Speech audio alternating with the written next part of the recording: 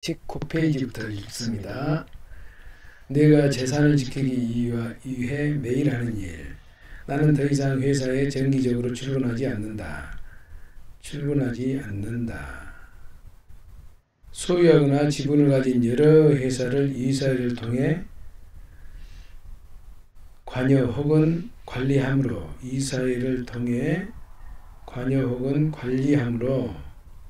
이사회 모임이 아니면 자택에서 근무한다.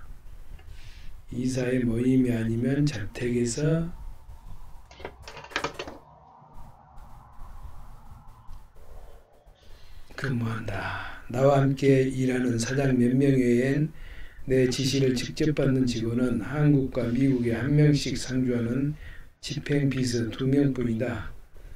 자택에서 근무하고 나와 함께 일하는 사장 몇 명 외엔 내 지시를 직접 받은 직원은 한국, 미국 한 명씩 상주하는 집행비서 2명뿐이다. 그 외에 변호사, 회계사, 재정관리사, 주거래은행의 재무팀장 정도와 일상적으로 상의해가며 일을 한다. 나는 내용이 장황하고 자세한 보고서를 위한 보고서라고 생각해서 각각의 사장들에게 일주일에 한 번 200자 내로 간단한 문자 보고를 하게 한다. 모이거나 만나도 일은 거의 없다. 사장이 매번 자신의 결정은 내게 묻는다면 무능하거나 자격이 없다고 생각한다. 매번 결정을 내게 묻는다면 무능하거나 자격이 없다고 생각한다. 내가 개별 사업에 관여하는 것은 3가지 경우뿐이다. 증자가 요청될 때, 다른 사업군으로 진입하고자 할 때, 그리고 사장들의 선임이나 해임의 경우다. 이 3가지 경우 아니면 굳이 참여할 이유도 없고 참여하고 싶지도 않다. 따라서 나는 사업 규모에 비해 상당히 많은 자유가 확보된 상태다. 그러나 아내는 내가 안식년에는 일을 하지 않겠다고 해놓고 여전히 하루 종일 일을 한단다. 그래서 내가 뭘 하는지 가만히 적어보았다. 먼저 아침에 일어나면 이메일부터 확인한다. 4개의 이메일 계정이 있는데 모두 들어가서 업무상 요청이나 결제라면 그 즉시 가부를 결정해 준다. 모든 이메일 수신함에 필요 없는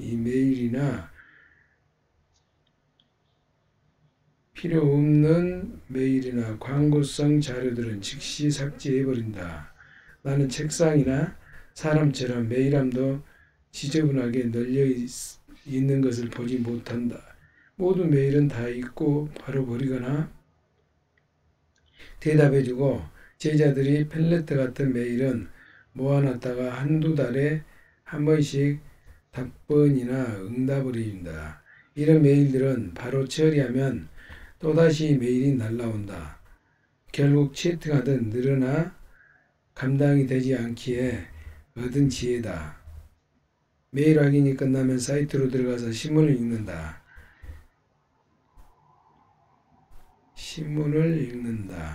순서는 다음과 같다. 이 순서가 의미 있는 것은 아니라 관점을 늘려가다 보니 순서가 되어버렸다. 먼저 뉴욕타임즈, 시작으로 워싱턴포스트지, 월스트리트 저널, CNN, 폭스뉴스 순서로 미국 주요 신문과 뉴스 채널을 보고 영국의 파이낸셜, 더 타임즈, 로이터 통신, 그리고 EIN 월드, 뉴스 리포트를 통해 러시아 소식을 훑어보고 일본으로 와서 아사히 신문, 요미우리, 일본 경제신문 본다. 마지막으로 야후 재팬의 홈페이지를 둘러본다. 이제 일본에서 나와 중국 글로벌 타임즈, 인민일보를 본 후 가끔 중동 후 요르단 타임즈를 찾아가고 다시 유럽으로 넘어가 프랑스 르몽드, 르피가로를 둘러보고 독일의 수포케, 디펠드, 프랑크푸르트, 알게마이너지를 본다. 이렇게 세상 한 바퀴를 돌고 나서 휴스턴 로컬 신문, 휴스턴 커널, 다음에 한국 신문 몇 개를 들여다본다. 보는 것을 매일 세상 구경을 한다. 신문을 볼 때면 항상 한 개 이상을 보려고 노력한다. 신문은 다들 자기들의 논조나 정치 성향이 있어서 사실을 보는 시각이 다르고 관심사가 달라서 한 곳만 들여다보면 편향성이 생길 수 있기 때문이다. 요즘은 구글이나 팝하고 번역이 매끄러워서 어떤 언어라도 대충 무슨 이야기인지 알 수 있다. 전 세계 신문 순례가 끝나면 이제 경제 사이트로 옮겨온다. 경제 사이트를 보는 일은 사실 순서대로 되지 않는다. 투자한 회사나 지분 가진 회사 소식이 나오면 다시 이것저것 기사를 찾아봐야 하기 때문이다. 제일 먼저 들리는 곳은 야후, 파이낸스. 이것은 일반적인 투자 정보가 많아 야후에서 가장 인기 있는 부분 중에 하나다. CNBC, 블룸버그,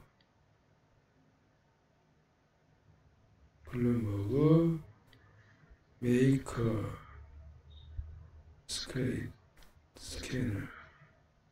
들여다보고 CNN, 비즈니스, 숨겨져 있는 미국 달러 인덱스 차트를 본 후 런던 브렌트 오일 가격을 확인하고 진짜 사이트를 들른 후 미 연방준비제도 이사회 사이트에 새로운 소식이 없는지 확인차 가보고 궁금한 재무제표가 있으면은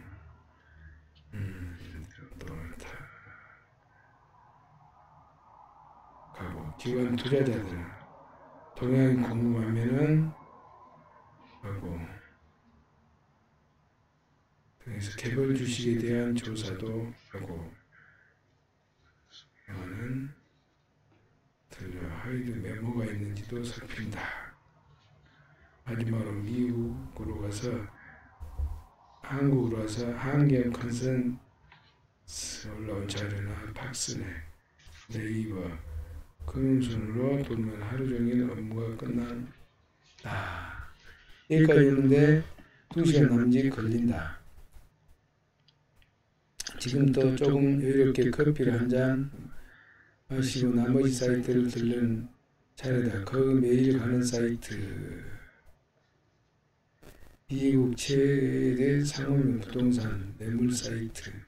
나는 이곳에서 내가 관심 있는 도시에 나온 모든 매물을 확인한다. 특별히 내가 살고 있거나 거주지가 있는 휴스턴, LA, 뉴욕 모든 매물을 추적하고 확인한다. 부동산을 1년에 한두 차례 사는데 이렇게 끊임없이 들여다봐야 가격 변동의 추이를 알 수 있다.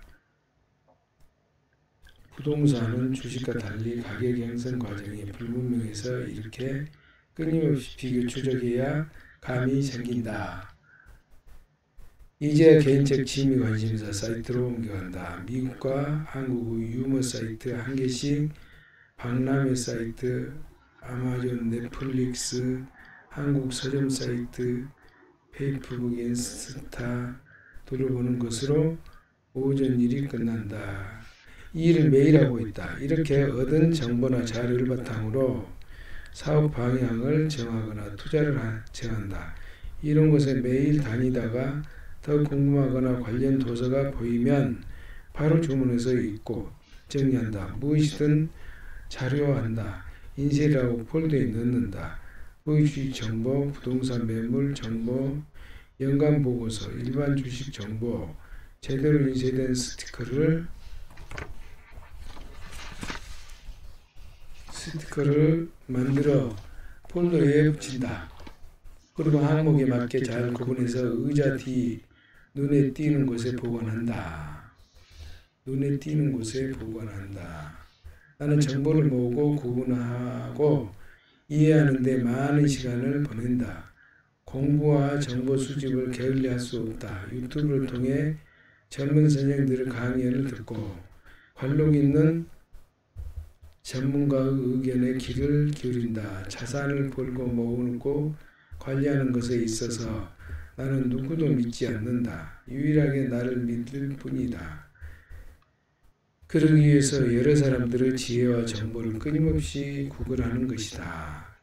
그러기 위해서는 여러 사람들의 지혜와 정보를 끊임없이 구걸한 것이다.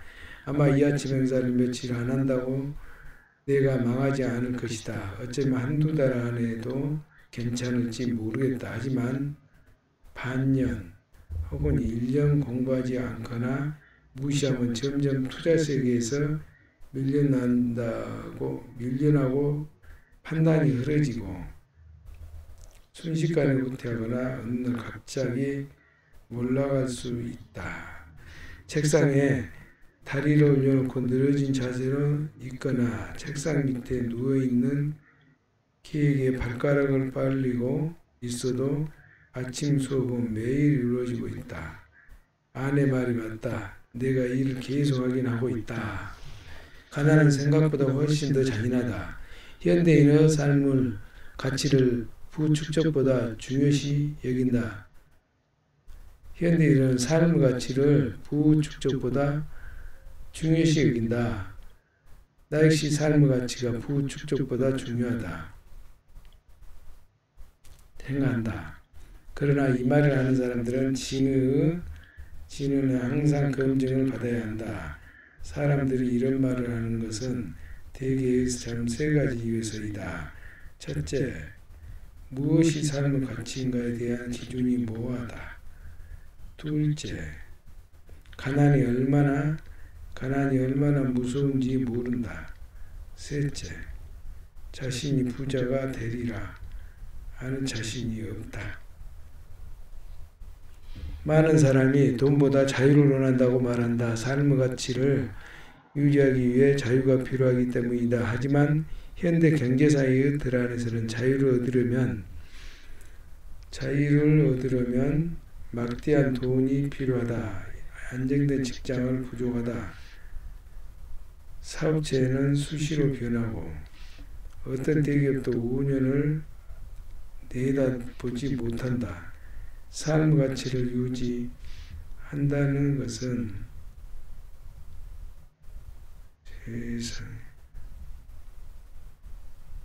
지금 이 순간뿐만 아니라 내 인생 전체에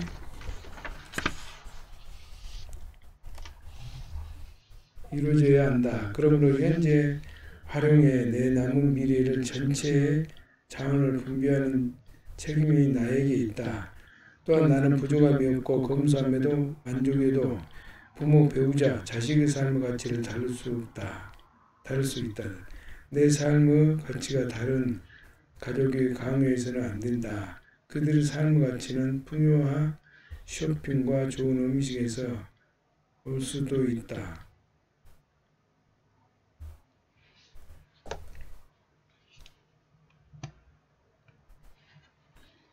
가족의 욕구를 또한 무시해서는 안 된다. 가난을 겪어보지 않는 사람이 가난을 얼마나 무서운지 짐작도 못한다. 가난이 얼마나 무서운지 짐작도 못한다. 마음의 가난을 명상과 독서로 보충할 수 있지만 경제적 가난은 모든 선한 의지를 거두어가고 마지막 한 방울 남는 자존감마저 앗아간다. 빈곤은 예의도 품위도 없다. 음식을 굶을 정도가 되거나 거처가 사라지면 인간의 존엄을 지킬 방법이 없다. 빚을 지는 일이라도 생기면 하루는 다 한 달처럼 길고 한 달은 하루처럼 짧아진다. 매일매일 배는 고픈데 빚 갚는 날을 매달 날아오기 때문이다. 또한 가난은 가족의 근간을 해제시킬 수 있다. 가난이 길어지면 오히려 탐욕이 생기며 울분을 쌓이고 몸에 화가 생기며 긴장을 해치게 된다. 삶이 어려워진 사람은 마음의 여유와 평정을 유지하기 힘들다. 객관적인 시각을 갖기 힘들고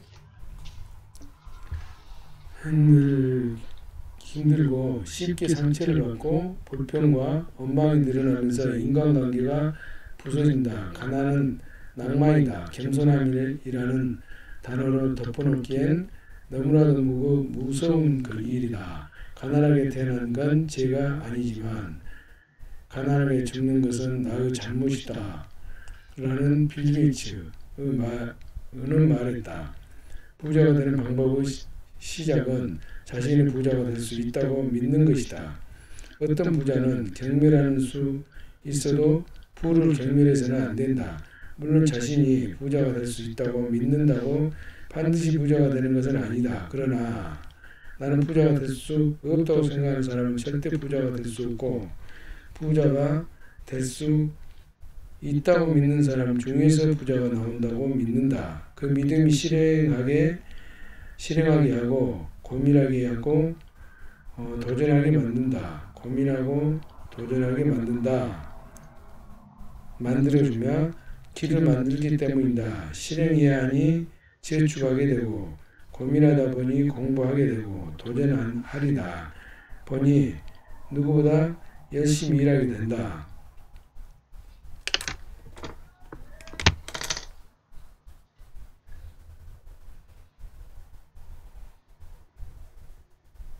가난하게 태어난 것은 죄가 아니지만 가난하게 죽는 것은 나의 잘못이다는 빌 게이츠. 어떤 부자는 경멸할 수 없다. 가난은 낭만이나 겸손함이나 단어를 덮어놓기엔 너무나도 무서운 일이다. 부자가 되는 방법 시작은 자신이 부자가 될 수 있다고 믿는 것이다. 물론 부자가 될 수 있다고 믿는다고 반드시 부자 되는 것은 아니다. 그러나 부자가 될 수 없다고 생각하는 사람은 절대 부자가 될 수 없고 부자가 될 수 있다고 믿는 사람 중에서 부자가 나온다. 그 믿음이 실행하게 하고 고민하게 하고 도전하게 만들어주며 길을 만들기 때문이다. 실행해야 하니 재촉하게 되고 고민하다 보면 공부하게 되고 도전하려다 보니 누구보다도 열심히 일하게 된다. 사실 천만장자, 억만장자 같은 부자와 노력만 가지고는 안 된다. 타고난 재주와 시대와 환경 그리고 운이 함께 때 생기는 일이다. 그러나 백만장자까지는 누구나 노력으로 갈 수 있다고 성실하고 절제하고 끊임없이 노력하면 빠르면 40대, 늦어도 50대 백만장자로 살 수 있다. 가난이 생각보다 잔인하듯 부자 삶은 생각보다 훨씬 행복하다.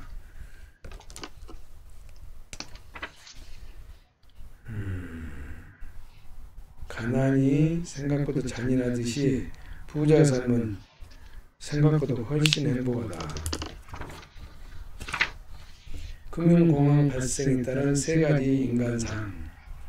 상승장이 계속 이어지다 보면 뒤늦게 탐욕에 가담한 사람들이 몰려들면서 시장의 실제 가치와 상관없이 주식이 계속 오른다. 묻지마 구매 시장인 오버슈팅이 일어난다. 그러나 상황이 지속되다 보면 반드시 거품이 빠지는 폭락장이 형성이 된다. 이 시기는 반드시 온다. 그저 자연의 원리이다. 이 시기는 반드시 온다. 그저 자연의 원리이다. 단지 언제인지 모를 뿐이다. 잎새가 떨어지고 가을이 지나면 겨울이 온다는 것을 알지만 잎새가 떨어지고 가을이 지나면 겨울이 온다는 것은 알지만 아무도 이번 겨울은 오지 않을 거라고 생각하는 것과 같다. 아무도 이번 겨울은 오지 않을 거라고 생각하는 것과 같다.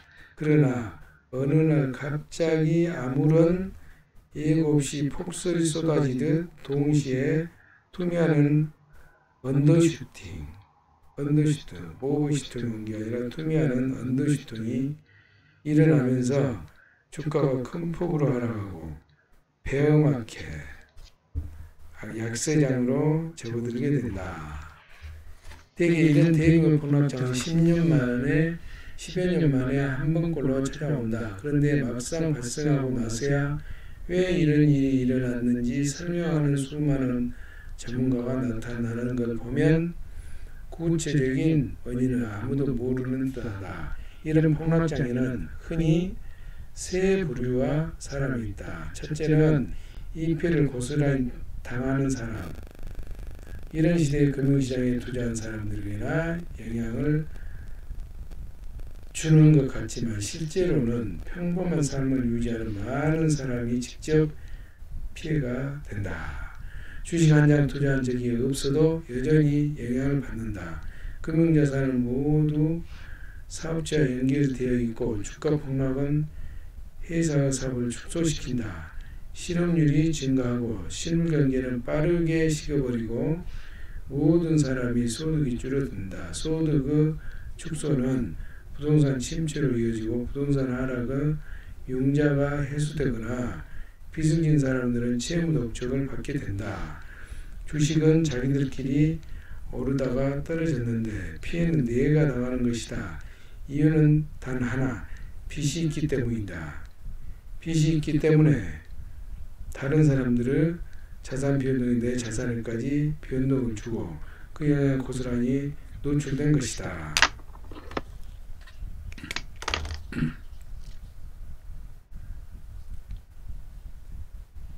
실업률이 증가하고 실물경제는 빠르게 식어버리면서 모든 사람이 소득이 줄어든다. 소득 축소는 부동산 침체로 이어지고 부동산 하락은 융자가 해소되거나 빚을 진 사람들은 채무 독촉을 받는다. 주식은 자기들끼리 오르다가 떨어지는데 피해는 내가 당하는 것이다. 이유는 단 한 가지, 빚이 있기 때문이다. 빚이 있기 때문에 다른 사람들은 자산 변동이 내 자산에까지 변동을 주고 고스란히 그 영향이 노출된 것이다. 첫째, 피해를 고스란히 당하는 사람들.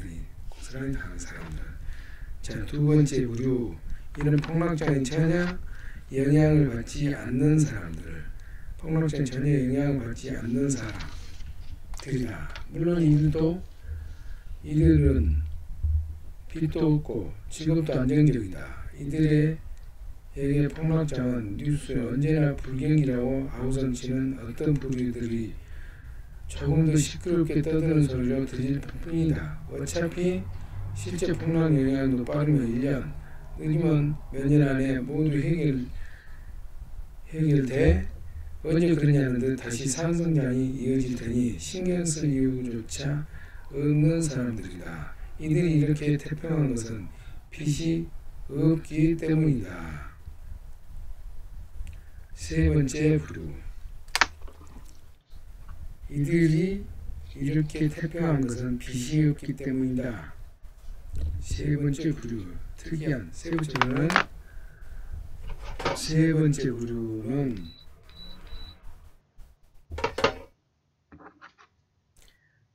이런 상태에서 이익을 보는 자산가들이다.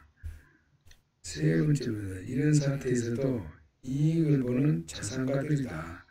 이들은 이런 상태를 몇 년치의 자산을 한 번에 볼 수 있는 기회를 본다. 이런 상태를 몇 년치의 자산을 한 번에 볼 수 있는 기회를 본다. 이런 폭락장에 거대한 부이동이 일어난다. 하지만 이런 대이동은 물이 아래서 위로 흐르지 않듯 가난한 자들은 돈이 부자에게로 흐르고 부자는 더 부자가 되는 이동이다. 하지만 부자라고 모두 이 혜택을 보는 것은 아니다. 사람들이 절망하고 공포에 떨면 모든 재산을 던져버릴 때 어둠 속으로 걸어 들어가고는 사람들이 있다.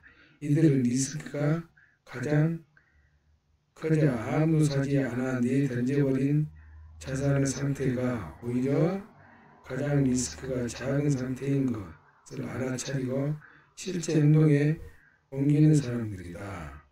이때 경기에 대한 가장 극단적인 이야기로 가득 찬다.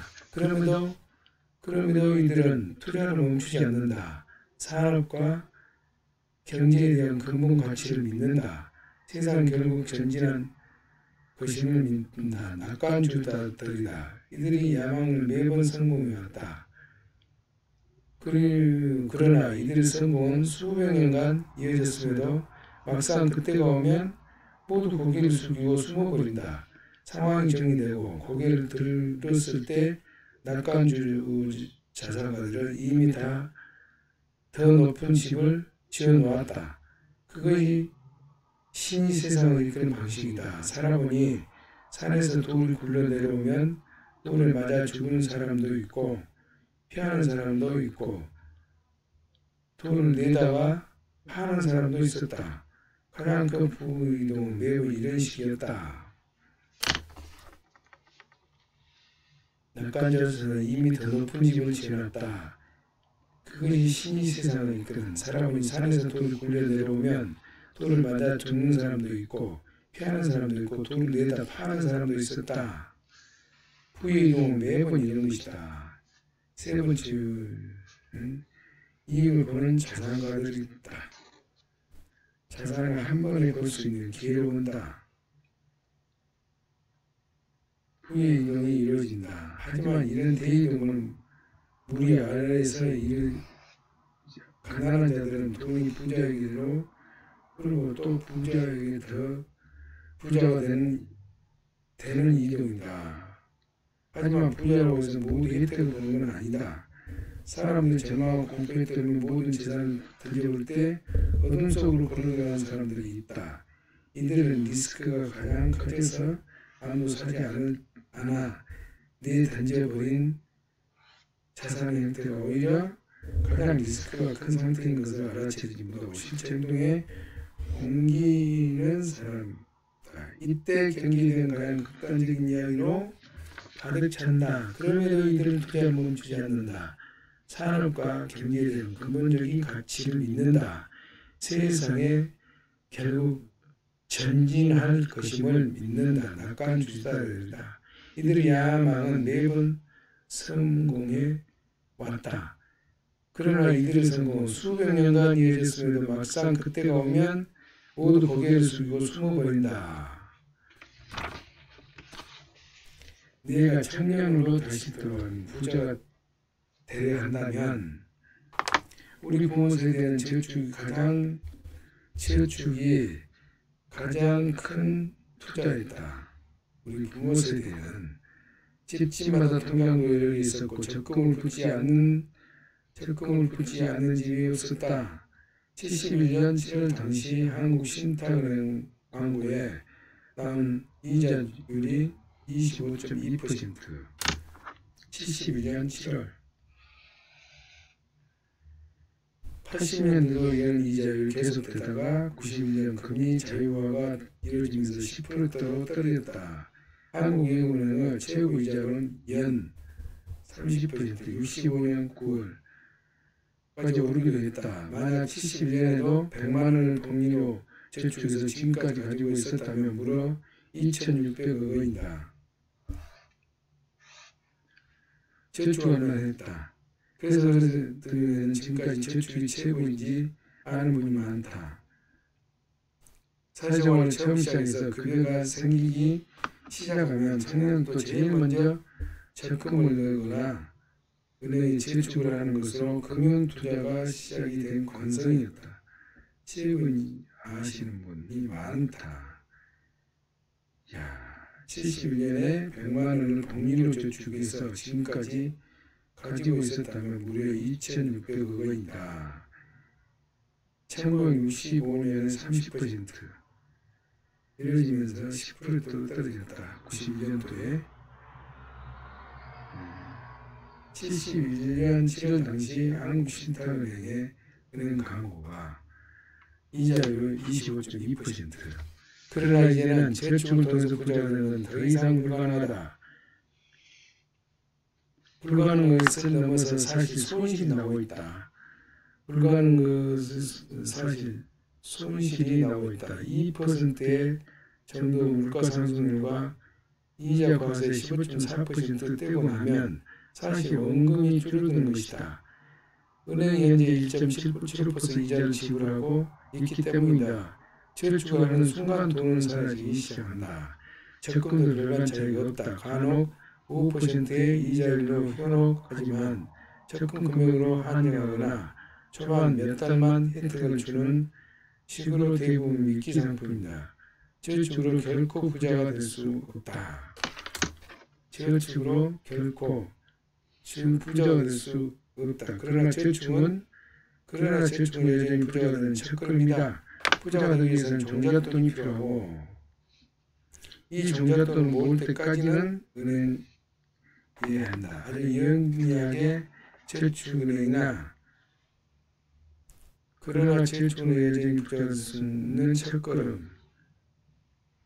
종잣돈이 필요하고 종잣돈을 모을 때까지는 은행을 이용해야 한다. 아주 영리하게 저축은행이나 새마을금고 이용하면 3% 저축은행이나 새마을금고 상품 찾아낼 수 있다.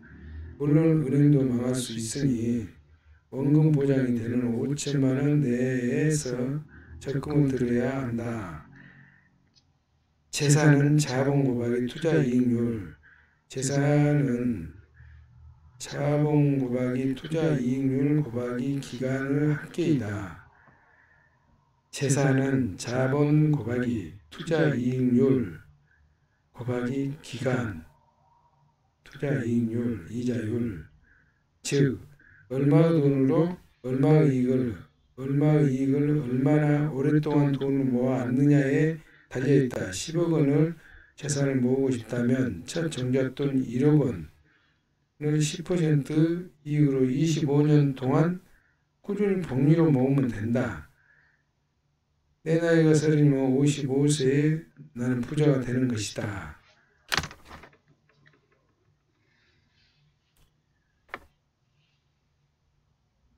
얼마의 이익을 얼마나 오랫동안 돈을 모았느냐. 얼마의 돈으로 재산은 자본 곱하기 투자 이익률 곱하기 기간의 합계이다. 즉 얼마의 돈으로 얼마의 이익으로 얼마나 오랫동안 돈을 모았느냐에 달려있다.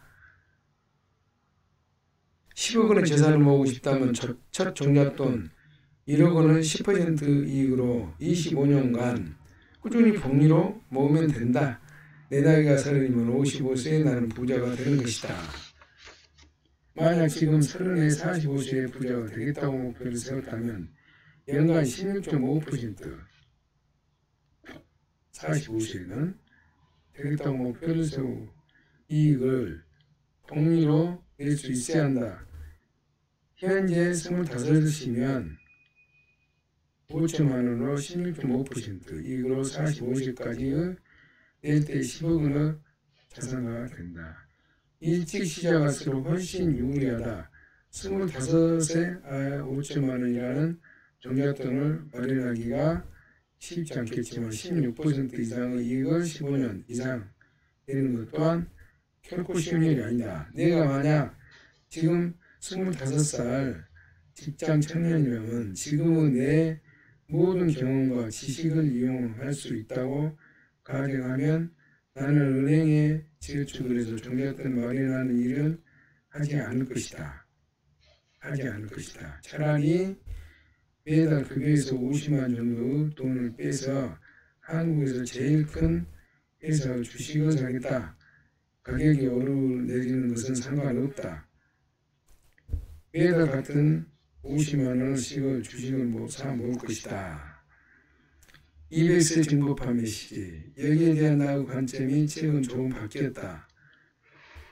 투자하기에 의미 있는 액수 금액은 예를 들면 20대는 3천만 원, 30대는 1억 원 정도, 40대는 1억 이상을 모으는 데까지는 저축이나 적금 통해 종잣돈을 만드는 것도 괜찮다는 생각으로 바뀌었다. 안전자산을 확보하는 과정에서 한 인간의 노력과 품성이 만들어지면 앞으로의 재산관리에 많은 영향을 주기에 일단 모으는 과정 자체가 중요한 행위이기 때문이다. 가장 큰 회사라면 현재로는 삼성이다. 그러나 삼성이 시가총액을 넘어가는 회사가 생긴다면 그 회사로 갈아타고 계속 같은 투자를 진행할 것이다. 만약 15년 전인 2005년 당시로 달아가 매달 50만원 대출 삼성전자 주식을 샀더라면 지금의 총액은 5억 원의 가치가 지닌 상태일 것이다. 하지만 그 돈으로 은행 적금을 들었다면 겨우 1억 원 조금 넘는다. 그 상태의 10억 원의 자산가가 되려면 죽기 전에 불가능할지도 모른다. 95세까지 적금을 보유해야 하기 때문이다. 그런데 현재 5억 원을 산다 삼성 주식을 가지고 있다면 불과 몇 년 안에 10억 원이 될 가능성이 높고 더구나 배당도 나오기 때문에 더 이상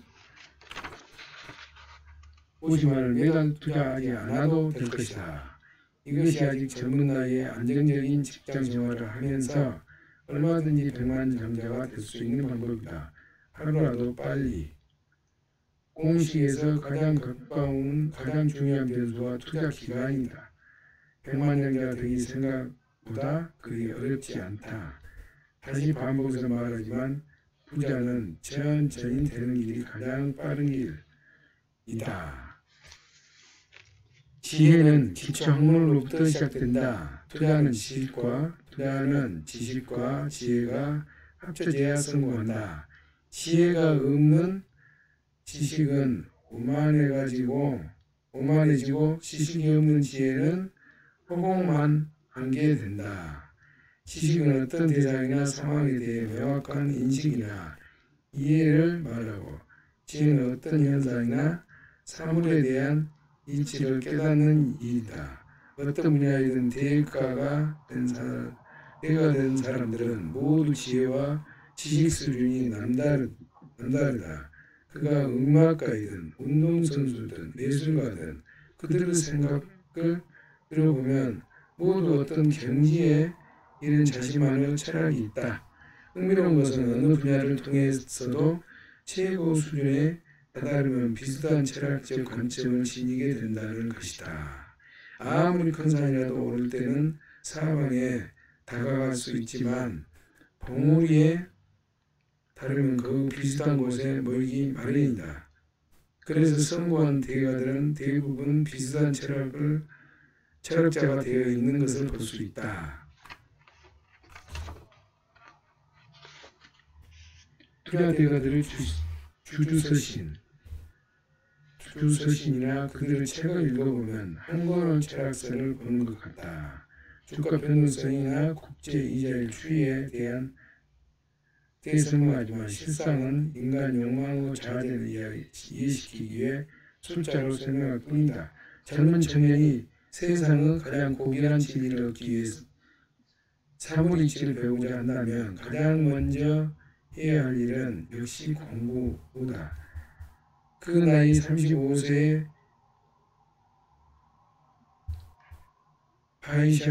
샤카오르 마늘을 밤에 대각을 하고 부처가 대신 사타르타도 보르수나무 밑에서 계속 묵상만 하신 게 아니다. 처음엔 바라문 고행자를 선생으로 모시고 단식과 결기 부자를 유지한 등 온갖 고행을 했고 브라만교 행자에게도 요가도 배웠다. 결국 왕국을 물려받은 생각이 없는 것을 알게 된 석가의 아버지는 5명의 선생을 보내 아들을 6년 동안이나 개인교수를 시켰다. 대학 교수 5명에게 예수님의 산상수훈 설교는 예수 가르친 명의 으뜸으로 알려져 있다. 1940년 이스라엘과 요르단 사이에 사해 근처 쿰란 동굴에 일르며 한 종판이 에세네파의 고문서가 발견했다. 유대 지파 중에 에세네파는 금욕주의다. 의로움, 경건함, 중시한 지파였다. 당시 집권 세력이었던 사두개파. 1947년 예수님 산상순이 이때 1943년에 예수님의 산상순 설교는 예수 가르침의 으뜸이었다 알려졌다. 1947년 이스라엘과 사해 근처에서 쿰란 동굴에서 유대교 한 종파인 고문서가 발견됐다. 금욕주, 의료움, 경건함, 중시, 당시 집권세력이었던 사두개파의 바리새파의 박해를 피해 이런 기록들을 동굴에 숨겨놓았던 것이다. 오래된 이 문서에 예수님의 산상순이 설교가 담겨있다. 그 외에도 초대교의 용어와 조직의 에세네파의 흔적이 많이 남아있다.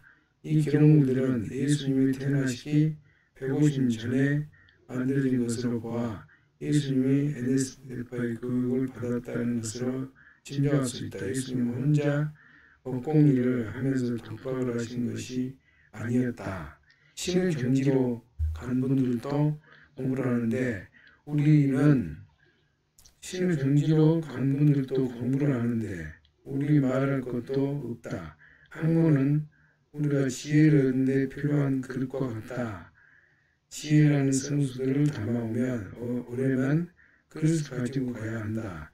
영어와 수학 같은 학문인 지혜를 얻을 수 있는데 무슨 도움이 되나 물을 수 있지만 다른 언어를 하나 배우는 것은 다른 문화를 통째로 내 안에 가져오는 것이다. 수학을 배우는 것은 인간사의 가치 체계를 누구나 인정할 수 있는 형태로 이야기한다. 기초 학문을 배우는 것은 지루하고 괴로운 일이다. 무조건 배워야 하는 경우가 많기 때문이다. 그러나 이런 무조건적인 암기를 건너뛰고는 지혜를 얻는 방법이 없다. 모든 지혜는 언어와 문자로 표현되고 설명해야 하기 때문이다. 투자의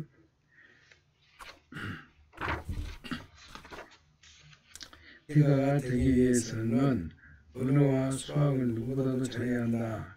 그래야 세상과 사업을 해석할 수 있기 때문이다. 이렇게 오랜 성공과 실패를 경험하다 보면 지극히 세속적인 투자 세계에서도 나만의 철학이 탄생한다. 나는 그것이 무엇이든지 한 분야의 대가가 된 사람들을 철학자라고 생각한다. 위대한 철학자는 생각의 각성에서 출현하는 것이 아니라 지루한 공부와 몸 움직임 끝에서 탄생한다.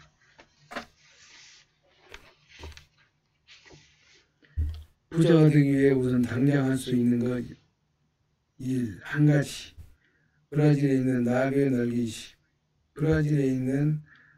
날개시 대기에 영향을 주고 시간이 지나 증폭되어 미국 텍사스의 토네이도를 발생시킬 수도 있는가.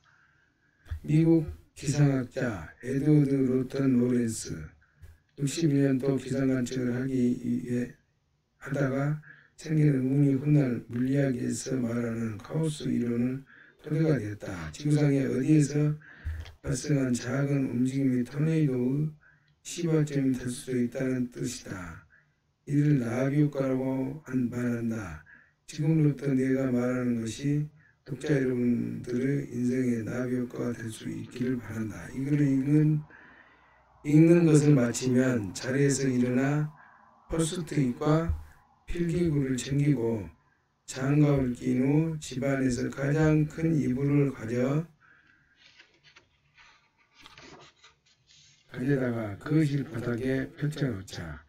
먼지도 날 수 있으니 창문은 열어놓는다. 그리고 이불의 정중앙에 가서 집안의 사방의 향해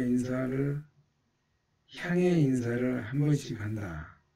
향해 인사한다. 입으로 조용히 소리내어 집안에 있는 물건 여러분 안녕하십니까? 오늘 여러분들을 모시고 정돈하는 시간을 갖겠습니다. 라고 말하고 인사를 마치면 집안의 서랍에 있는 모든 물건을 이불 위에 꺼내놓는다. 단 쏟아부으면 안 된다. 하나같이 닭야를 다루듯이 이불 위에 차근차근 올려놓는다. 이렇게 꺼내놓고 보면 알게 된다. 얼마나 쓸데없는 물건을 모아왔는지. 자, 한 번도 쓰지 않는 물건을 이렇게 많은지, 그리고 얼마나 이유 없이 섞여 있는지 알게 된다. 부끄러울 것이다. 그리고 부끄러워해야 한다. 이제 무릎을 꿇고 앉아 사죄와 존중을 담아 물건 하나하나를 집어들고 이 물건이 나를 설레게 하는지 느껴본다. 설렘이 무엇을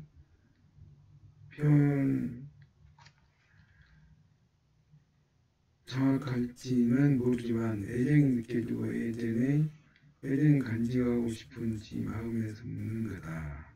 이는 일본의 정의정돈의 여왕 곤도말이 반드시 권하는 방법이다. 애정이 설레는 물건을 오른쪽에 둔다. 그러나 설레지 않은 물건들은 그동안 고마웠어 혹은 사용하지 않고 그래서 미안해, 안녕, 잘가라고 인사한 후 애인쪽으로 모아둔다. 아무리 사소하고 하찮은 물건이라도 같은 방식으로 인사를 마치고 부유해 놓는다. 부유를 마친 후 애인쪽에 있는 물건 중에 아직 쓸만한 것들을 기부하거나 팔고 버릴 것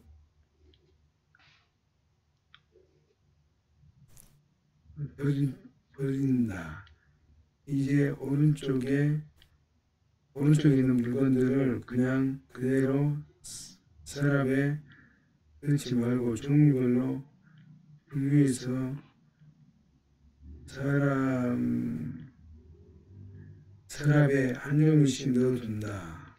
뜨가지 않게 각기 다른 서랍에서 다른 종족과 낯설게 지내는 물건들에게 가족과 친지를 찾아주는 일이다.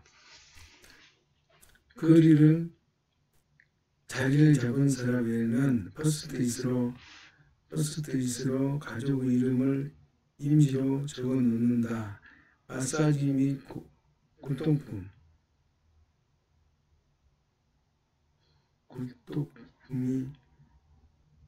슬리퍼, 문구류, 리모컨, 소형 전지 제품 같은 가족의 이름을 만들어 붙인다.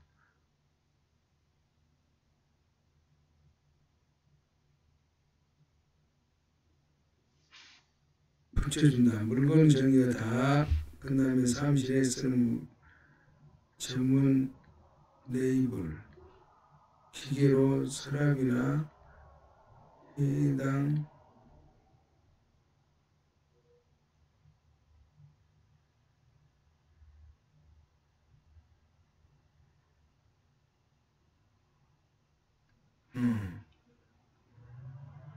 정갈하게 인쇄해서 예쁘게 붙여놓는다. 너무 크면 오히려 보기 흉하다. 일이 끝나면 이불 정리를 해서 다시 넣고자 한잔하며 반성 시간도 갖는다. 이렇게 정리해보면 우리가 얼마나 세상 물건을 함부로 되어 있는지 알게 된다. 알지도 원하지도 필요하지도 않은 물건들이 끝도 없이 나온다. 얼마나 많은 물건을 쓸데없이 시켰는지 부끄러웠다. 얼마나 많이 가지고 있었는지도 알게 된다. 몸에만 때가 있는 것이 아니다. 이것은 삶의 때다. 이 때를 벗겨내지 않으면 올바른 부는 나를 찾아가지도 다시 돌아가 버린다.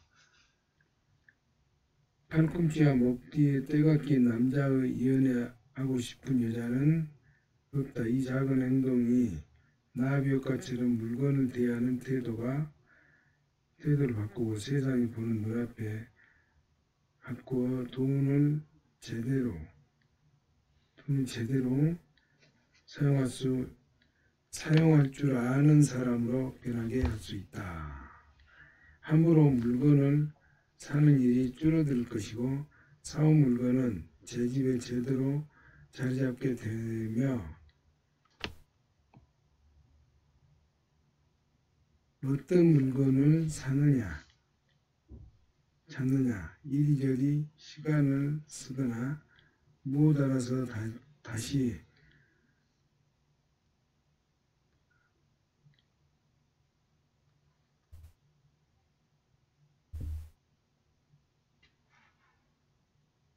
씀씀이가 올바라지고 가족 간에 다투고 싸우는 일도 줄어든다. 이렇게 정리하고 나면 부엌이나 옷장이나 차고나 화장실도 지우고 싶어질 것이다. 지갑이나 차 트렁크, 컴퓨터,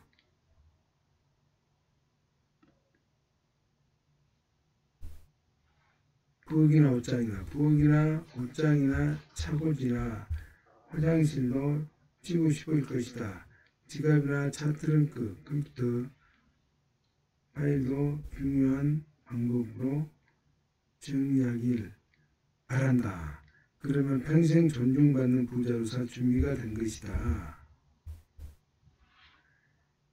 이제 때만 기다리면 된다.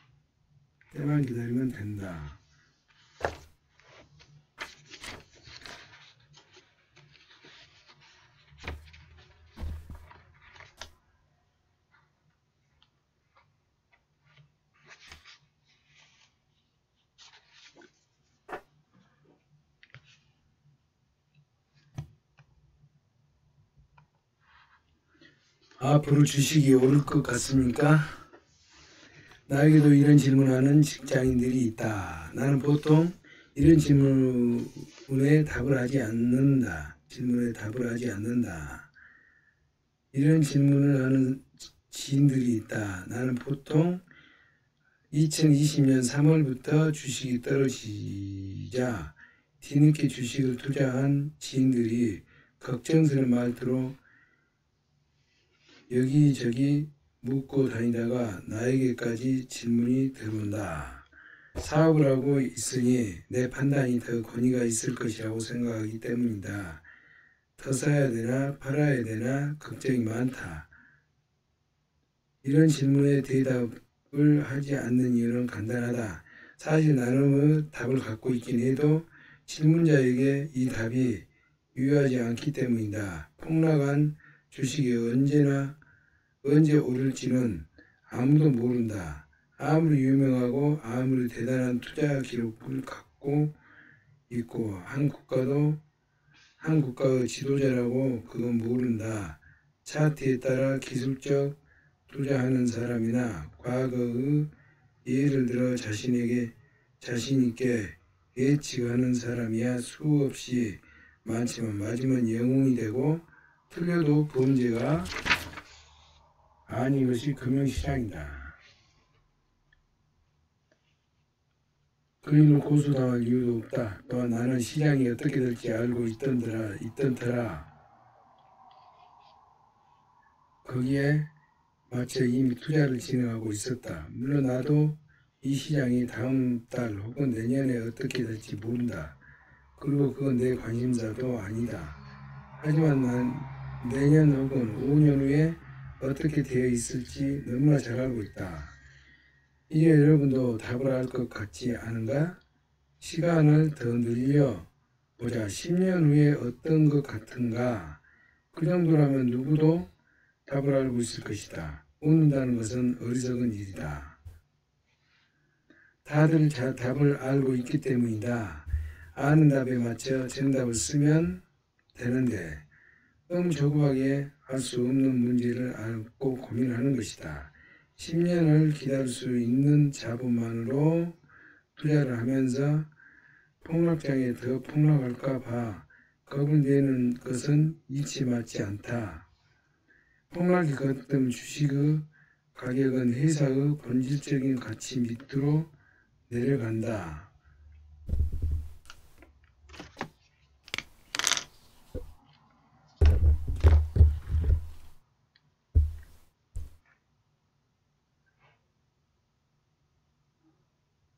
폭락이 거듭되면 주식의 가치는 회사의 본질 가치 밑으로 내려간다. 리스크가 사라진 정도가 아니라 그 자체가 이익 분기점을 넘어선다. 여기서부터 시장 고수들이 자본가들이 참여한다.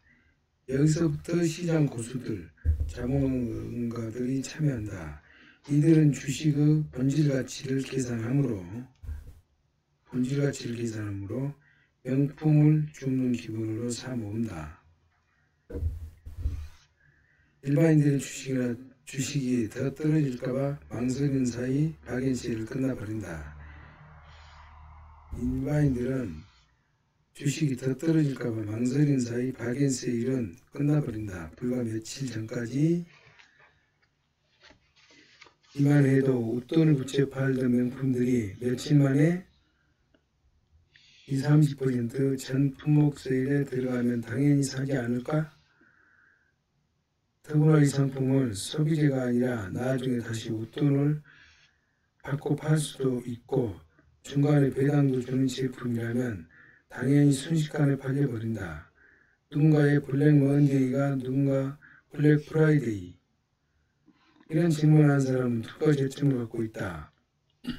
하나는 빨리 수익을 만들어야 하는 경우이며 다른 하나는 내가 사고 싶은 걸 산 게 아니라 남이 사는 것을 따라 산 경우다. 내 돈도 품질이 좋지 않고 구매한 상품도 믿지 못하니 결국 자신을 믿지 못해 이익을 만들지 못한다. 이런 버릇을 고치지 않는 한 평생 자본이익을 가질 수 없음을 반드시 기억해야 한다. 따라서 투자를 하는 사람은 예측을 하고 그 예측에 많아 수익이 나는 상태에 자산을 놓아두면 안 된다. 수익이 나는 상태에 자산을 놓아두면 안 된다. 시장 상황이 악화돼도 대응할 수 있는 상황 안에서 투자를 해야 한다. 현재 임차를 내는 사람들의 숨은 가치. 어떤 업종의 비즈니스를 하는 상관이 없다. 만약 현재 임차료를 건물주에게 내고 있는 사람이라면 그 사람은 해당 건물을 소유할 능력을 최고로 많이 가진 사람이다. 그 사람은 해당 건물을 소유할 능력을 최고로 많이 가진 사람이다. 현재의 건물주도 그 건물에서 스스로 임대료를 만들지 못하니까 그 건물 안에 들어와서 사업을 통해 임차료를 내줄 사람을 구한 것이다. 즉, 만약 여러분이 임차료를 밀리지 않고 내 사업체를 현재 운영 중이라면 그 빌딩을 소유할 능력과 힘이 있다는 것이다. 매장, 공장, 사무실과 같은 사업장을 갖고 수입을 발생시켜 임차를 내고 있는 모든 사업자는 자신의 사업에서 두 가지 수익이 발생한다는 것을 알아야 한다. 그중 첫째는 당연히 사업 자체가 벌어들이는 수입이고, 다른 하나, 고객이 들락거리면서 생긴 트래픽에서 발생한 부동산 가치 증가 수입이다. 만약 상권의 크게 영향을 받지 않고 맛집을 운영하거나 업체 소비자 호응도가 높아 고객이 매장을 찾아오는 것도 집객 능력을 가진 식당 경영자라면 이 사람은 음식을 팔아두는 돈보다 트래픽 증가에서 나오는 수입이 훨씬 더 클 수 있다. 이런 분들은 트래픽 증가에 나오는 수익을 모두 건물주에게 빼앗긴다. 본인의 능력으로 건물과 상권의 고객 트래픽을 증가시켜 발생한 건물 가격 상승과 임대료 상승을 오로지 건물주에게 지불하는 것이다. 이런 사람들은 그 사업 본질이 식당 경영이 아니다. 부동산 개발업자다. 이런 사람들에게는 자신의 사업체 경영 능력을 통해 얼마든지 후미진 자리나 남이 망해서 나간 매장을 살릴 수 있는 능력이 있다. 어느 누구보다도 최고 부동산 사업자가 될 수 있는 자격이 있는 경우 경영자라는 것을 본인이 모르고 있을 뿐이다. 자신이 백조인데 여전히 우리인 줄 아는 것이다. 건물주 위에 건물주는 우리랑 다른 사람 같지만 그도 평생 모은 돈과 융자를 받아 겨우 건물을 사서 능력 있는 사람, 사업자, 세입자 덕에 월세로 융자를 자기 생활을 하는 사람뿐이다.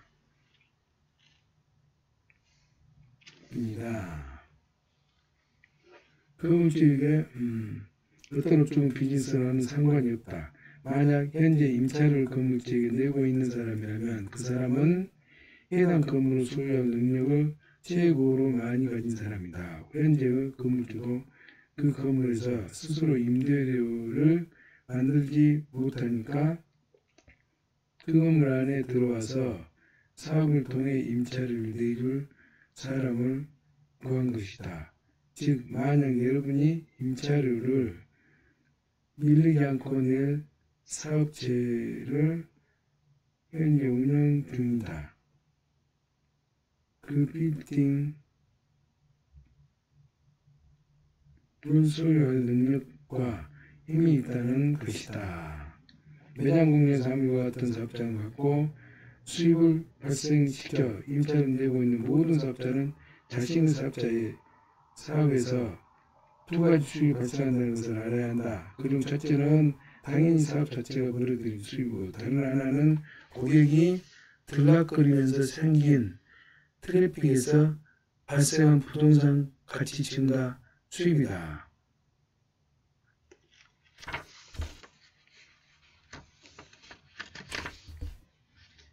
부실한 사업자가 들어와 임대료를 밀리다가 결국 망하고 나가면 건물주도 숨통이 막힐 것이다. 건물주 위에 은행이 있기 때문이다. 빛을 이기는 사람은 이 세상에 아무도 없다. 그런데 당신은 임차료를 밀리지 않고 잘 내면서 그동안 사업을 운영해 왔다. 만약 건물을 소유하게 되면 어느 누구도 은행 융자금을 잘 갚을 수 있는 힘이 있는 사람이다. 은행이 가장 좋아할 고객님이 바로 당신이다. 그러므로 스스로 건물 소유자가 되기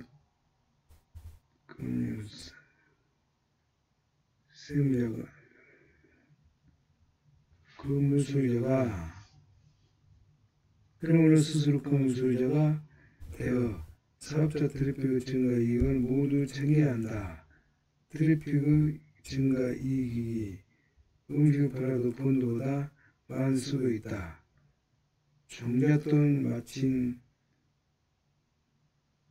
종잣돈을 마련하고 융자를 받아서 적당한 건물을 찾아 한 번에 성공하면 그것을 바탕으로 여러 채의 건물을 소유할 수 있다.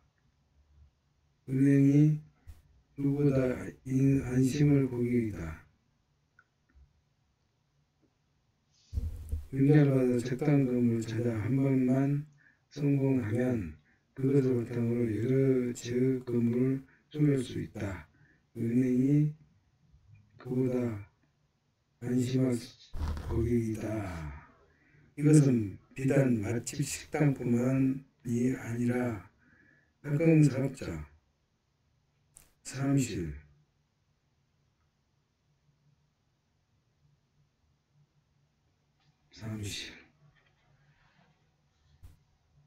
이것이 비단 맛집 식당뿐 아니라 가까운 사업자, 사무실, 어린이 등도 모두에 해당된다. 우리가 알고 있는 대형 사업체들도 사실은 모두 부동산 이익을 동시에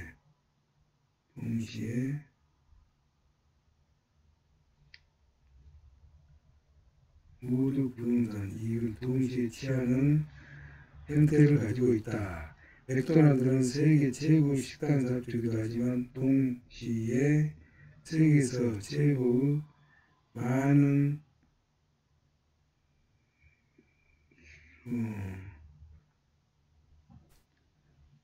우리가 알고 있는 대형 사업주들도 사실은 모두 부동산 이익을 동시에 취하는 형태를 가지고 있다. 맥도날드는 세계 최고 식당 사업자이기도 하다. 하지만 동시에 세계에서 최고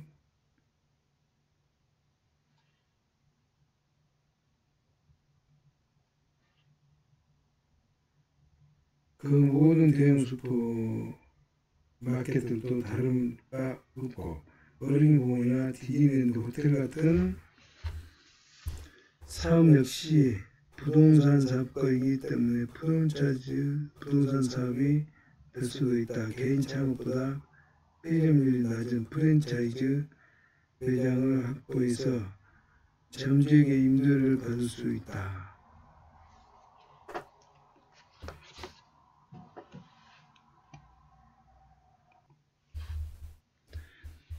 농장도 고객이 직접 사러 오게 만들 수 있으면 그 또한 부동산 사업이다. 생산, 제조, 판매를 동시에 하는 농장이라면 부동산 사업이다. 이를 다른 말로는 6차 산업이라고도 한다. 꽃집도 부동산 사업체일 수 있다. 나는 서울 시내에 계속 꽃매장을 열고 있는데 이 중에 몇몇 건물을 사서 들어갔다. 시장이 나서 나와 있는 매물이 우리가 들어가서 현재 시장 임차료를 낼 수 있을 정도라면 사서 들어간다. 우리가 발생시키는 트래픽 자산을 상가 건물주에게 빼앗길 이유가 없기 때문이다. 이런 유능한 사업자들이 아직 건물주가 아닌 이유는 아주 황당하다. 일단 한 번도 생각해보지 않아서다. 건물을 사러 많은 돈이 필요하다고 생각한다. 매장 하나를 차릴 때도 근근히 차렸는데 어찌 감히 하고 미리 겁는다. 그러나 이는 사실과 많이 다르다. 당신만큼 능력이 없는 건물주도 건물을 가진 것을 보면 이상하다 생각이 들지 않다. 인근 부동산을 다녀봐도 매물을 들여다볼 수 없는 물건이다. 아니라고 종잣돈을 마련하는 행동을 하다 보면 방법이 보인다. 종잣돈을 마련하고 행동을 하다 보면 방법이 보인다. 생각처럼 부동산 사기에 많은 돈을 들이지 않은 방법이다. 수없이 존재한다. 현재 운영하는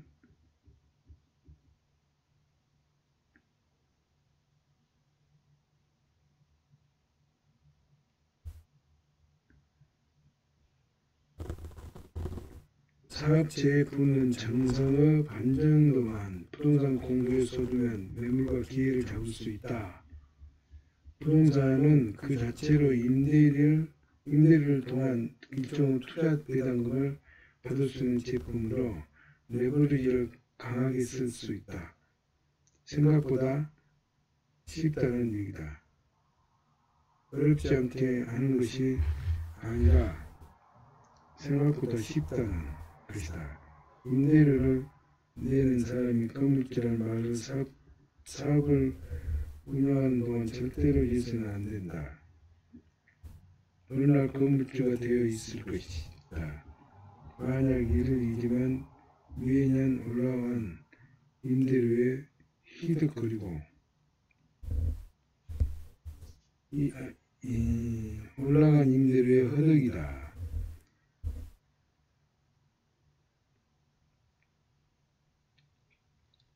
이리저리 매장을 옮겨가면서 건물주 여기나 건물주 여기나 하며 사는 신세계가 될 것이다. 건물 하나만 내 것으로 잘 잡아 용지를 갖고 나면 그 다음부터 레버리지로 다른 놈들을 살 수 있다. 그만큼 특별한 투자 상품이니 욕망이다.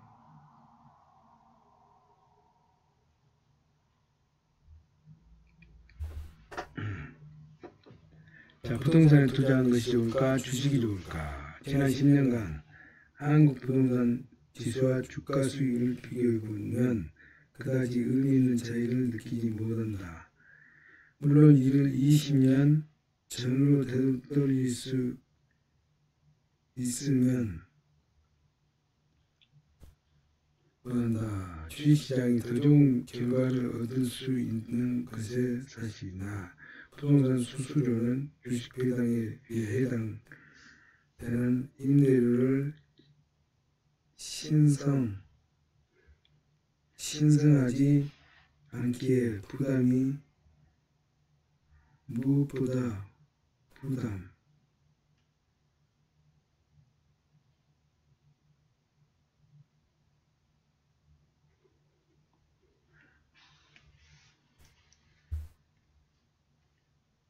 좋다고 단정 짓기 어렵다. 흔히 우리는 부동산 투자와 주식 투자를 각기 다른 투자로 이해하고 있지만 그런 분류 방법이 옳지는 않다. 부동산에 투자하는 사람은 보수적 안정성을 좋아하고 주식에 투자하는 사람은 공천 성향을 추종하는 것으로 생각된다. 하지만 부동산 시장에서 임대료 수익 기준으로 부동산을 매매하는 시장이 있고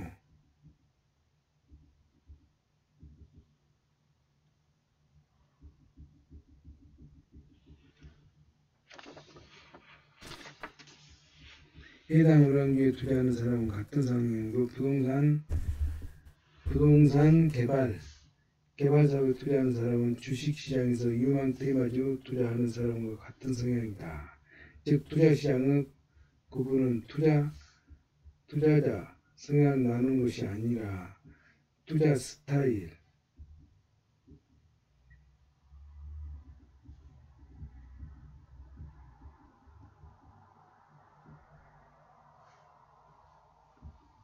주식 배당을 받는 것도 월세를 받는 것 같다. 월세를 목적으로 하는 건주가 건물 가격을 매달 확인할 의향이 없다.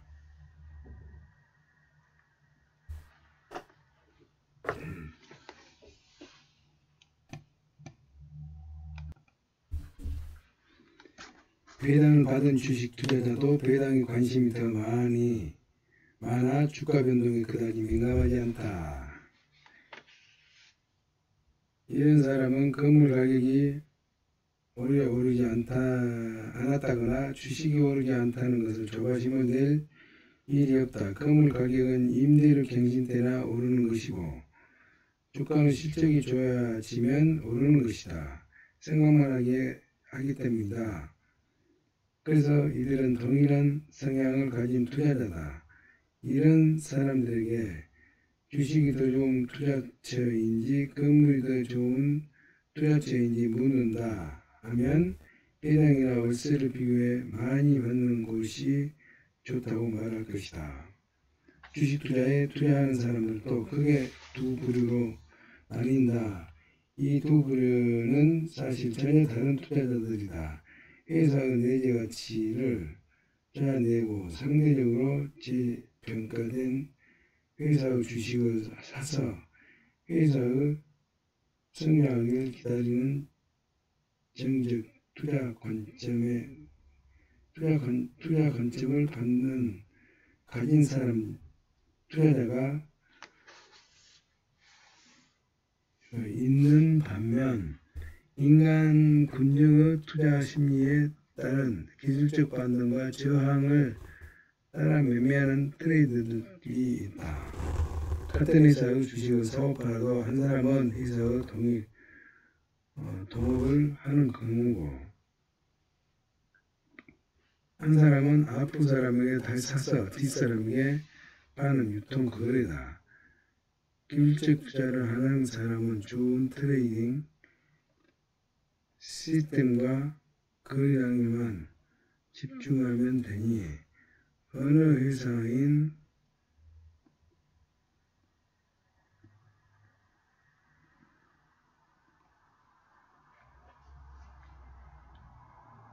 장래에 대해서는 관심이 있을 수 없다. 그래서 주식 입문 초보자들의 주변에 지금 팔아야 되나요? 지금 사도 될까요? 와 같이 주식에 대한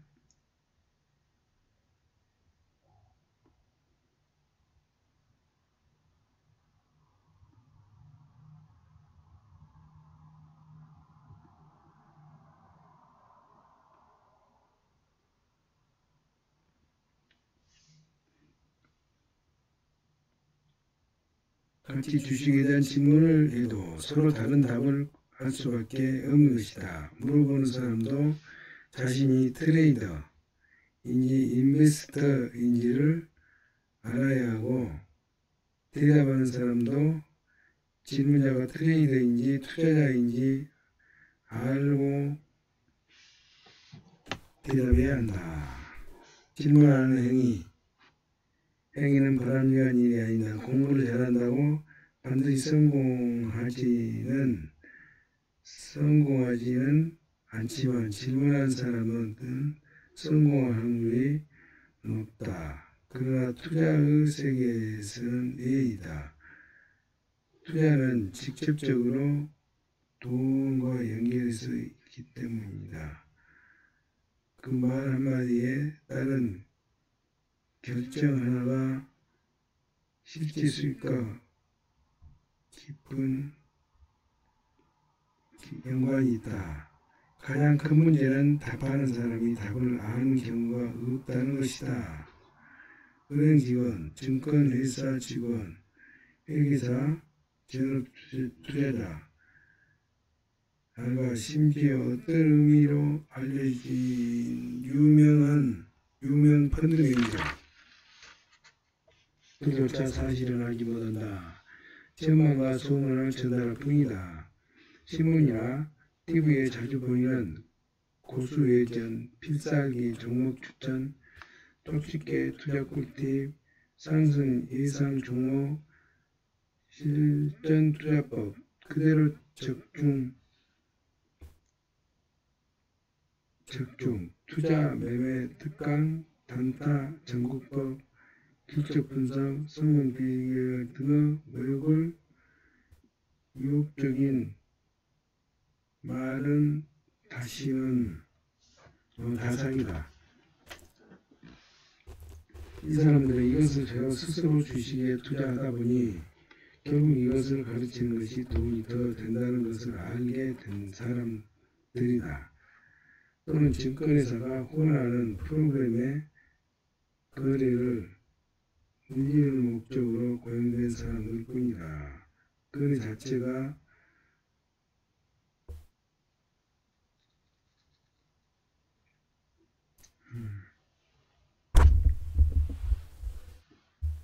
통장을 까서 보여준다는 말로 우연한 성공을 자랑하거나 다단계 상급자들이 고급차나 통장을 보여주는 것과 별반 차이가 없다. 원래 투자자들은 투자 방식 자랑하거나 통장가 보여주는 남에게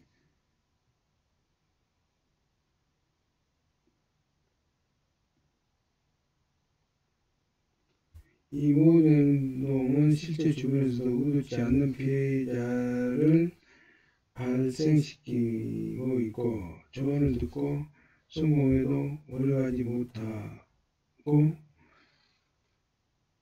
조언을 듣고 실패하면 원망을 듣기 때문에 가족이나 친지들에게조차 산증을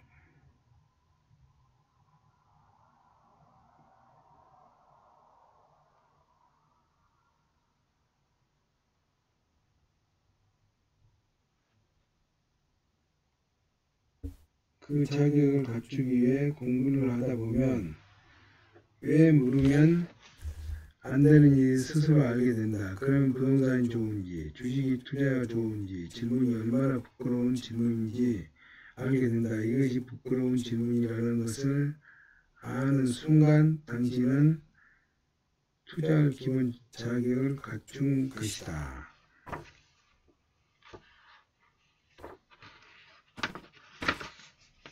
독립기념일은 언제인가?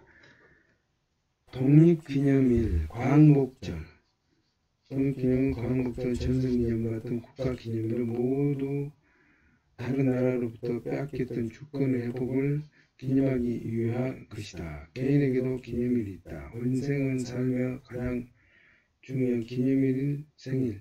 생일은 태어난 날이므로 사실은 생일기념일과 결혼기념일이다. 이는 마치 개천절과 정부수립기념일 같은 것이고, 광복절과 독일기념일 같은 기념일이다. 한 인생은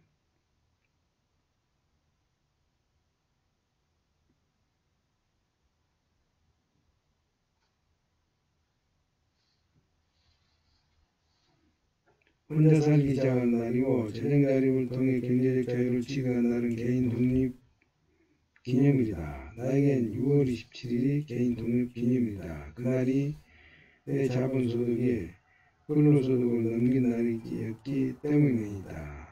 더 이상 일을 하지 않아도 되는 날을 시작일 개인 독립 기념일로 삼았다. 개인의 소득은 크게 두 가지다. 첫째는 자신의 노동이나 일을 통해 만들어내는 급여 수입이다. 직장인들이나 자영업자, 공무원, 전문직 종사자들 혹은 경영자들도 모두 직접 일을 해야 수입이 생긴다. 자신의 근로소득이 기본적으로 소득의 원천이다. 이들은 회사나 상사나 국민이나 고객, 소비자들을 위해 일한다. 누군가를 위해 일을 한다는 것은 나에게 주어진 시간과 재능을 남에게 제공해 수입을 만드는 것이고, 만약 이것을 제공한 사람이 거절한다면 나의 수입은 사라져 버린다.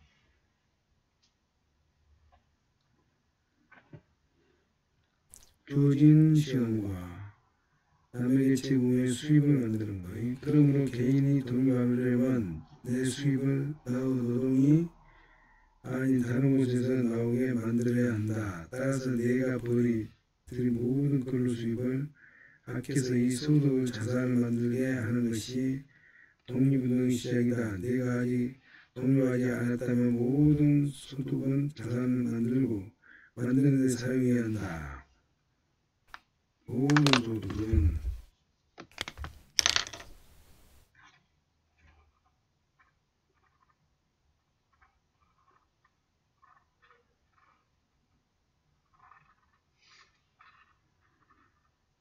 개인이 독립을 하려면 내 수입이 나의 노동이 아닌 다른 곳에서 나오게 만들어야 한다. 따라서 내가 벌어들인 또는 모든 근로수입을 아껴서 이자 소득을 자산을 만들게 하는 것이 독립운동의 시작이다. 내가 아직 독립하지 않았다면 모든 소득을 자산을 만드는 데 사용해야 한다. 소득은 대부분이 자산이 아닌 소비재에서 사용하는 사람들은 평생 독립을 이루지 못한다. 소득이 모여 자산을 이루고 자산이 다른 자산을 키우며 그렇게 낳고 키운 자산 규모가 내놓은 금액을 앞지르는 날 바로 개인 독립기념입니다.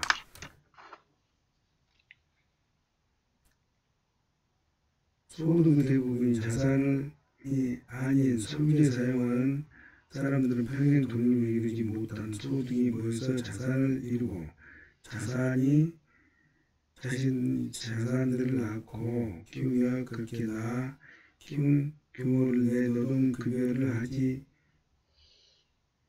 앞지르는 날이 바로 개인 독립 기념이다. 그를 앞당기기 위해서는 5년, 10년, 20년 자산 운용 정책을 만들고 투자를 진행하여 기필코 내 세대의 가난의 꼬리를 끌어내야겠다는 각오가 있어야 한다. 그날 이후 내가 일을 하든 안 하든 모두 내 자유다. 은퇴를 해도 되고 일을 해도 좋다. 무엇이든 할 수 있는 자유와 아무것도 하지 않아도 되는 자유를 동시에 쟁취한 사람이기 때문이다. 자기 결정권, 스스로 생겨난 날이다.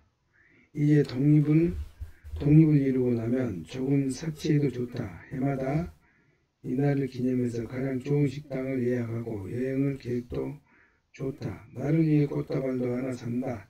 생일을 내가 잘나서 태어난 것도 아니니 낳고 기르신 부모님 선물을 드리는 날이다. 그러나 개인 독립기념일은 내가 잘나서 이룬 날이니 마음껏 축하해도 좋다. 가족들도 개인 독립기념일이 당신 인생에서 가장 중요한 기념일이 되도록 응원하고 그날을 알고 기억하고 축하하게 하여 절대로 다시 가난해지지 않도록 상기하고 올바른 부를 즐기도록 한다. 자녀들도 집안은 그런 문화를 통해 자신도 성장해서 부모로부터 벗어나는 광복절과 독립기념을 스스로 만들 걸 가르쳐 줄 수 있다. 나는 이걸 읽는 여러분 모두가 개인 독립기념일을 하루라도 빨리 갖길 바란다.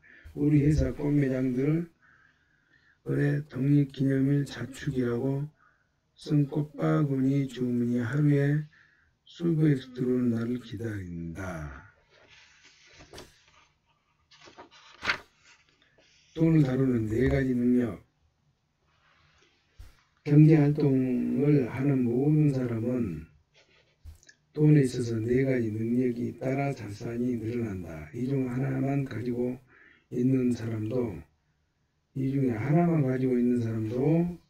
있고 넷을 모두 갖고 있는 사람도 있다. 이 능력은 돈을 버는 능력, 모으는 능력, 유지하는 능력, 쓰는 능력으로 나뉜다.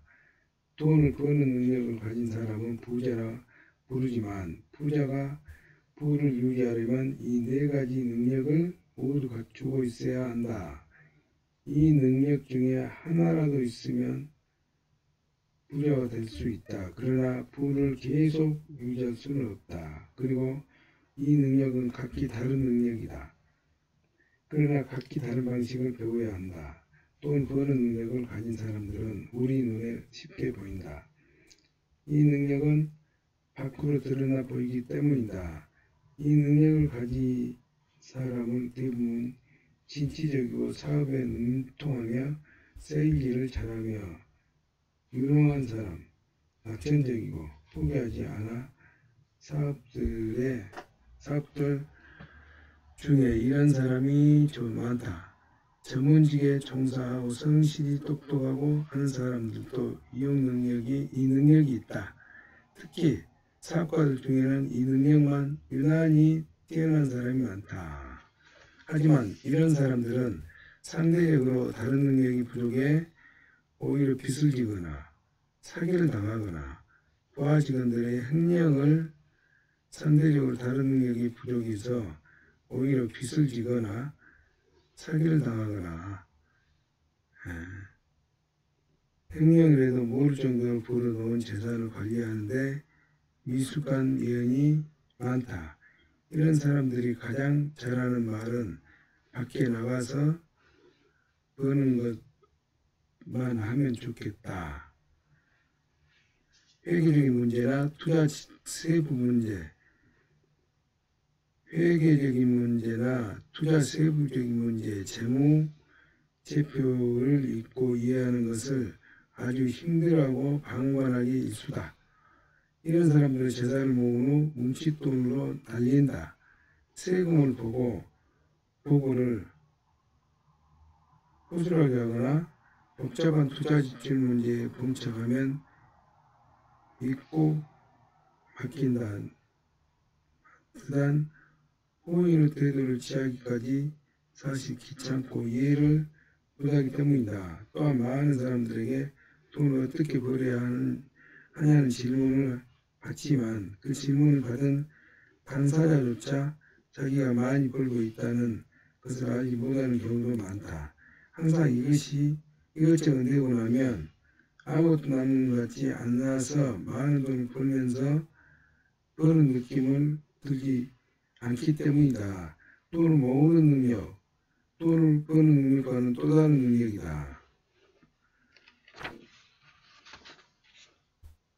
돈을 잘 번다는 돈을 잘 모은다는 것은 아니다.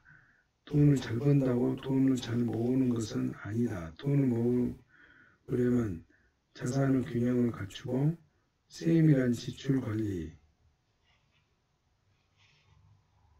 능력이 있어야 하기 때문이다. 더불어 영수증 처리, 물품 관리 같은 사소한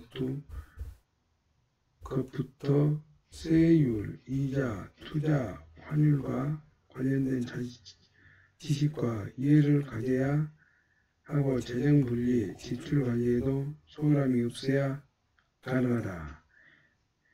그뿐만이 아니라 돈을 대하는 태도 자체가 올곧아야 한다.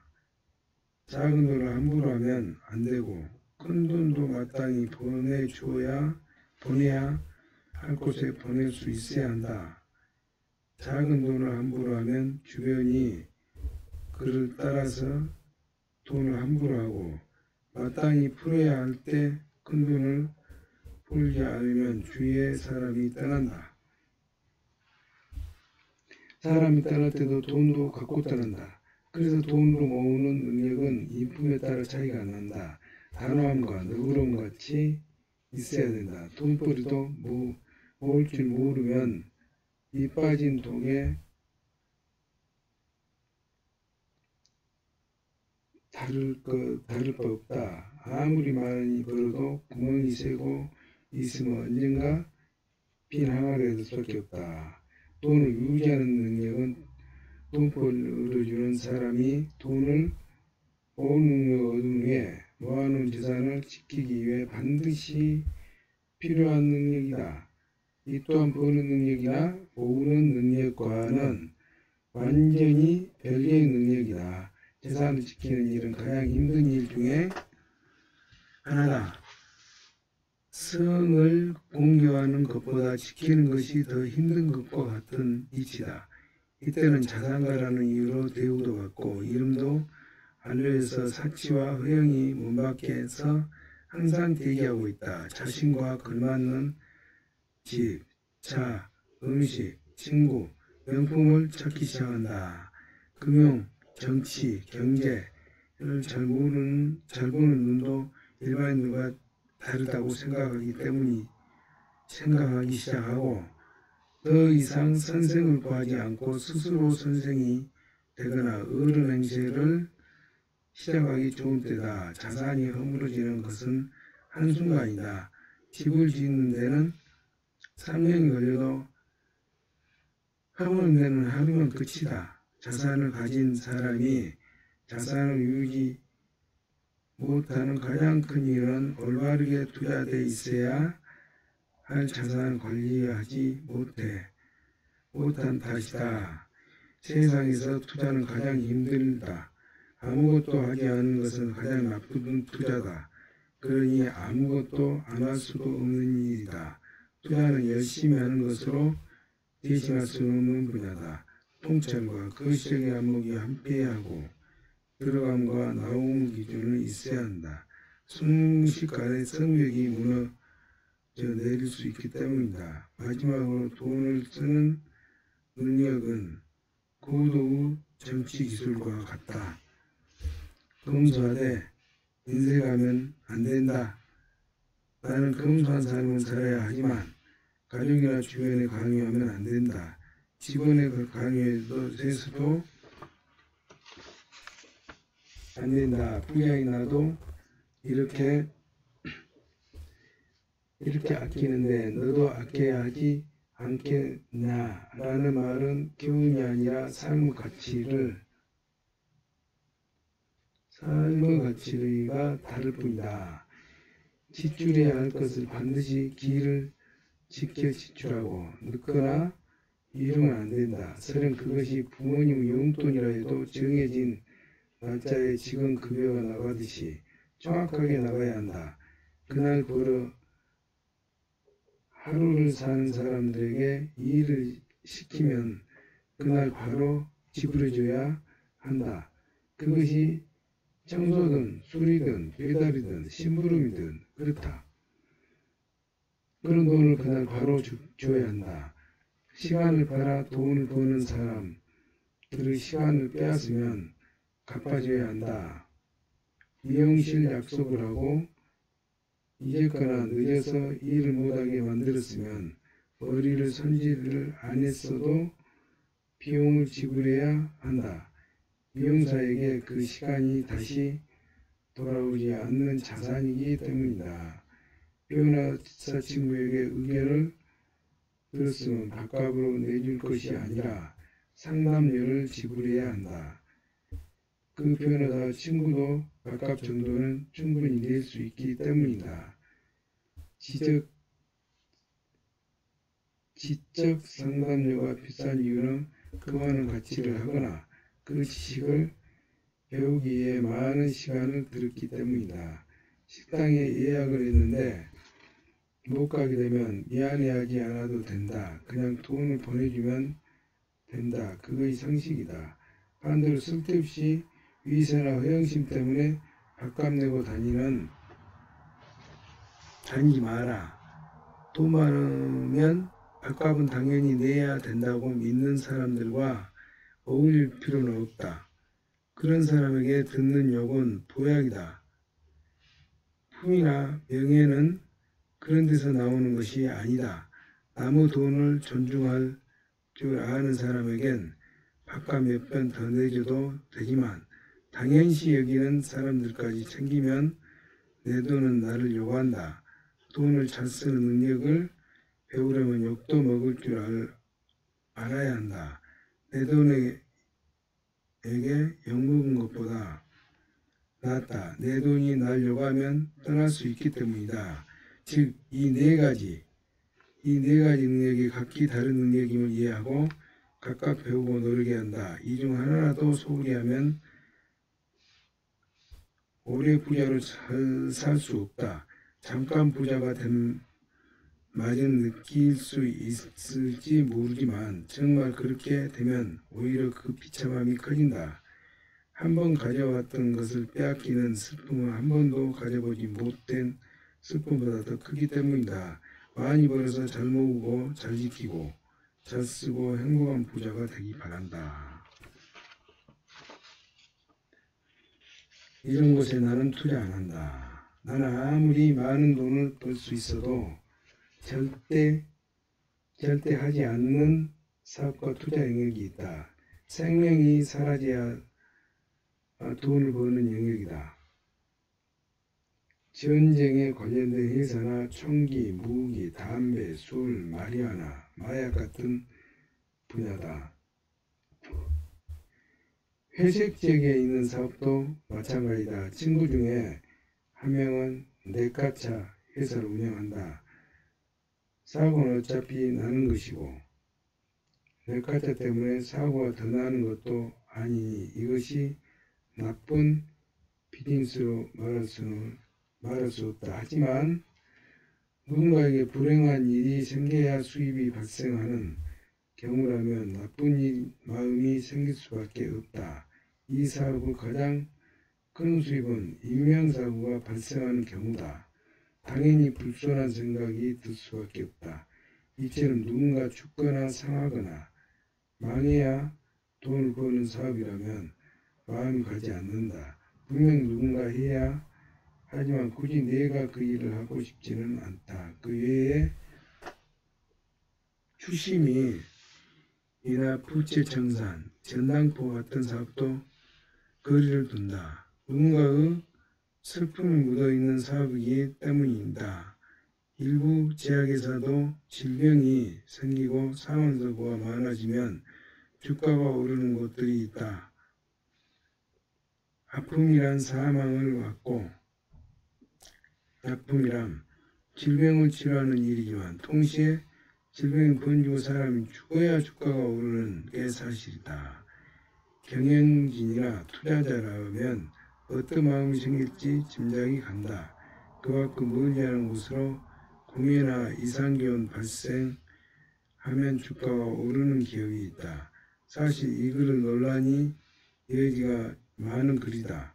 어차피 누군가는 해야 할 일이고 그 필요한 일이기 때문이다. 하지만 내 자산 안에 슬픈 돈이 불행에 기초한 돈을 함께 넣어놓고 싶진 않다. 내가 버는 돈도 돈마다 사연이 있다. 어디서는 황소는 어느 소나기를 입고 청순가련형의 소녀가 이상형이었지만 나이가 들어서 보니 청순가련한 가족이 될 만한 여자는 아니라는 것을 알게 된다. 밝고 명랑하고 유쾌한 사람이 살아야 행복하다. 한 사람과 살아야 행복하다. 한 사람만 우울해도 모두가 눈치를 보고 집안이 침을 흘린다. 그렇다. 돈 역시 우울하고 어두운 곳은 멀리 하기를 권한다. 같이 있는 돈들이 떠날까 걱정된다.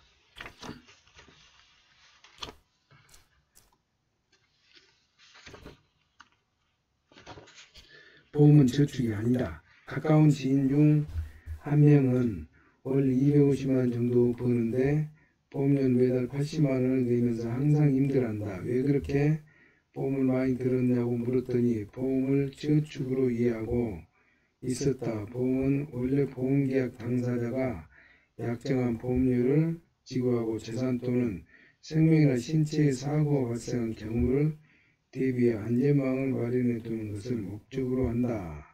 그러나 보험회사는 생명보험과 손해보험 같은 실제 위험에 관련된 보험만을 팔지 않는다. 보장성 보험과 저축성 보험은 물론이고 정기보험, 정신보험, 변액보험, 유니버설 보험, 개인연금보험도 상품도 말고 있다. 보험은 리스크를 기반으로 한 확률계입니다. 보험사, 즉 상품 개발회사는 위험이나 손실이 생기는 영역을 찾아내고 그 영역의 실제 손실 발생 수를 계산해 보험액수를 결정한다. 가령 10,000명이 사는 동네에 연간 사고 사망자가 5명이라면 나머지 40,000명에 각각 10만 원씩을 걷어놨다가 10억 원이 모아지면 5명에 각각 2억 원씩 나눠주는 일을 하겠다는 뜻이다. 내가 그 5명 안에 해당될지도 모른다는 불안감으로 사람들은 연간 10만 원만 내면 사고가 나도 남은 가족이 살 수 있게 해놓았으니 좋은 제도라고 생각한다. 여기서 10만 원은 이 상품이 원가다. 그런데 이 일을 국가나 비영리단체가 주도해 무료로 하는 것이 아니라 이익을 추구하는 사기업이 하고 있다. 이들은 자체 보험 상품을 만들고 개발하고 홍보하고 사고가 발생하면 심사도 한다. 운영비도 들어간다. 또한 보험은 적극적 판매로 해야 하는 상품인 만큼 판매를 전문으로 하는 GA 같은 판매회사도 있다. GA는 각 보험사 상품을 비교 분석해서 소비자에게 전달하는 역할을 한다. 상품 하나를 팔기 위해 거대한 회사 조직을 운영해야 하며 홍보와 판매만 수당을 지불해야 한다. 10만원의 마진을 붙여 팔게 된다. 10만원에. 그럼 누군가 관리를 하고 일을 해야 하기 때문이다. 문제는 보험사가 수당 구조, 시책 수당까지 포함해 많게는 월 보험료 10배까지 판매망의 판매 수수료로 지불하고 있다는 것이다. 즉 1년치 보험료의 그 전액이 판매 수수료로 보험 설계사에게 지불되는 것이다. 거기서 끝나는 일이 아니다. GA는 최대 600%까지 수당을 주기로 한다. 이를 다 계산해 보면 보험 가입자가 내는 월보험료의 최대 16개월 분은 수당으로 나가는 셈이 된다. 보험 해지가 어렵고 중도 해지 시 원금이 사라지는 것 때문이다. 그건 이 때문이다. 더구나 보험사는 이렇게 많은 수당을 주면서 자신들의 회사를 운영하기 위하여 직원들 급여 사무실 임대로 홍보에 쓸 돈을 보험료 안에 포함시켜야 한다. 상황이 이르듯 실제 순수 보험료인 원가 10만원짜리 보험 보험료가 40만원에 육박하게 된다. 이건 마치 보험액이 식당의 원재료값처럼 변해버린 꼴이다. 돈이 많은 사람이라면 매번 식당에 가서 외식할 수 있겠지만 보험을 드는 사람들은 자신의 자산 구조에 리스크가 있는 보험에 기대는 있는 사람들이다. 매일 세끼를 외식할 수 없는 것이다. 문제는 여기서 끝나는 것이 아니다. 보험사는 보험이라 하는 이름표로 온갖 금융상품을 팔고 있다. 이런 상품들이 실제 보험 역할보다 투자 역할에 가깝다. 투자은행이 하는 일을 보험으로 위장해 고객들의 돈으로 투자를 하는 것이다. 보험에 저축이나 연금이 붙어있는 것 모두 마찬가지다. 보험은 VIP, 스마트, 안심, 퍼스트, 평생 같은 단어를 앞에 달고 판매한다. 이 말이 내겐 우리는 스마트하게 평생 우리를 우선 생각하며 고객을 VIP처럼 모시는 척 할 테니 안심하시라는 소리처럼 들린다. 이 상품들의 공시율은 2.5%라지만 10년 이익률이 20%를 넘기는 것도 별로 없다.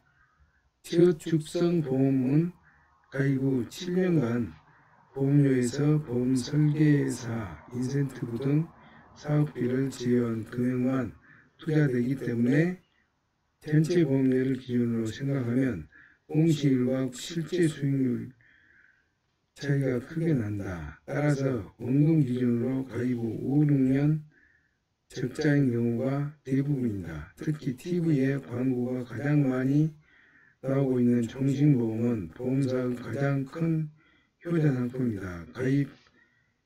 가입자는 종신토록 보험료를 내야 하는데 보험료가 높아서 5, 7년 사이 70%가 해지를 하고 원금을 날린다. 보험사는 해지로 인한 이익을 상당하기에 가장 열심히 팔도록 독려하고 가장 높은 수당을 지불한다. 생명보험이 내 가족을 현재 부양해야 하고 나 근로소득이 수입이 전부라면 들어놓아야 한다. 하지만 자산소득이 따로 있다면 필요 없다. 자동차 보험료는 의무적 가입 요건일 뿐이다. 미국의 일부 주에서는 10만 달러 예치금이 있으면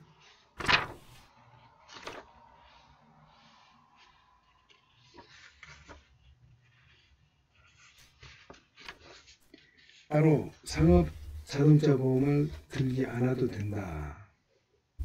나는 현대식 보험 무용론자다. 10만원짜리 상품이 굳이 40만원 주고 사야 하고 저축성 보험의 이자보다 못한 이익을 받고 투자를 할 이유가 전혀 없다. 상품의 원가와 판매가에 너무 많은 차이가 있기 때문이다. 가족과 친지가 많으면 가족끼리 보험을 만들어도 된다. 영리하고 정직하고 계산 빠른 큰 누나가 보험사가 되면 된다. 불과 몇 년만 모아도 큰돈이 될 수 있다. 그걸 아무리 언급했던 지인이 그동안 낸 보험료 총액을 보니 1억 7천만 원이다. 아들이 태어날 때 들어놓은 어린이 암봉 포함해서 8개나 됐으니 그럴만하다. 그 아이가 이제 18살이다. 자신이 살고 있는 집 전세금보다 많다. 해지하면 원금을 날린다는 걱정에 해지도 함부로 못하고 많은 사람이 100세 인생이라면 노후를 걱정한다. 그렇지만 실제 통계청 2018년 생명보 발표에 따르면 출생아의 기대수명이 82.7세로 전년과 동일한 것으로 나타났다. 물론 인류 기대수명은 지난 200년간 빠르고 꾸준한 증가세를 보이왔다. 1800년대 평균수명은 40세에 불과했지만 1900년대 초 평균 기대수명은 60세에 다다랐다. 2000년대에 들어와서 80세가 돼 있다. 그러나 그것은 비누 보급과 더불어 영양상태, 주거환경 개선, 각종 예방약의 발전과 보급에 따른 유아 사망률 에 따른 결과다. 그럼에도 불구하고 기대수명이 끝없이 증가하지는 않았다. 증가세 급증가가 걸린 것은 2011년부터 현재까지 추세는 기대수명이 1년 늘어나기 위해서는 12년 정도의 시간이 필요할 것으로 보인다. 설령 2100년에는 100세 기대수명이 현실된다 해도 이 글을 읽는 사람들 중에 그때까지 살아있을 걱정에 보험료를 내는 사람은 없을 것이다. 100세 인생 키워드는 보험회사가 내놓은 최고의 히트 상품이다. 재수없으면 100세까지 살지 모른다는 소리다. 나는 실제로 회사에 들고 있는 건강보험료, 자동차 보험 외에 아무런 보험이 없다. 주택에 들어놓은 화재보험도 없을 뿐더러 생명보험도 없다. 손실보험이나 여행보험, 치매보험, 암보험도 없다. 나는 한국과 미국 각각 300만원 상당의 건강보험료를 지불하고 있지만 지난 10년간 의료비 지출은 100만원도 안 된다. 운전도 거의 하지 않고 사고 역시 20년 전에 낸 접촉사고가 전부다. 그나마 뒤에서 바쳤다. 보험을 드는 사람은 최악의 걱정에 보험을 들지만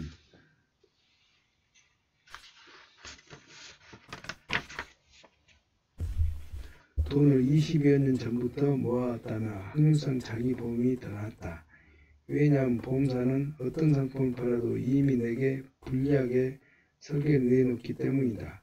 저축형, 비과세, 갱신형 등이 여러 유혹적인 단어가 붙어 있어도 결국 고객에게 불리한 상품 수밖에 없다. 또한 보험회사는 자신들에게 손해가 날 만한 고객들의 가입을 거부할 수 있는 권리도 있다.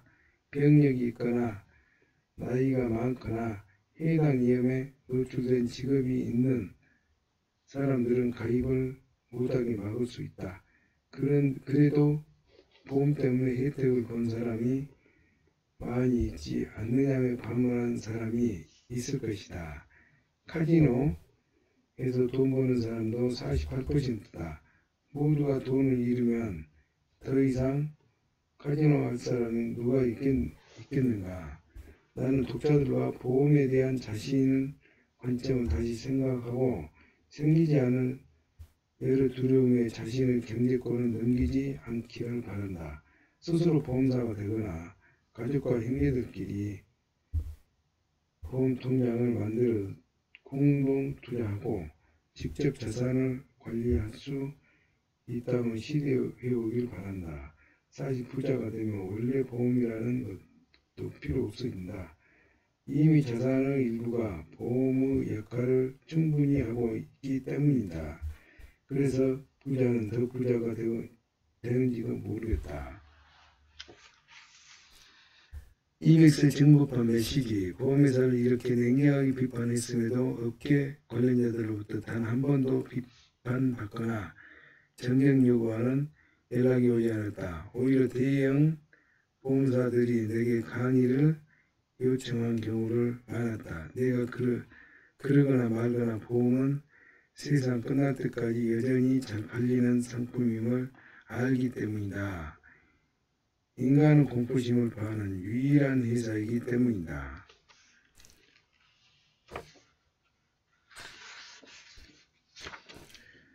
177페이지까지 읽었습니다. 감사합니다.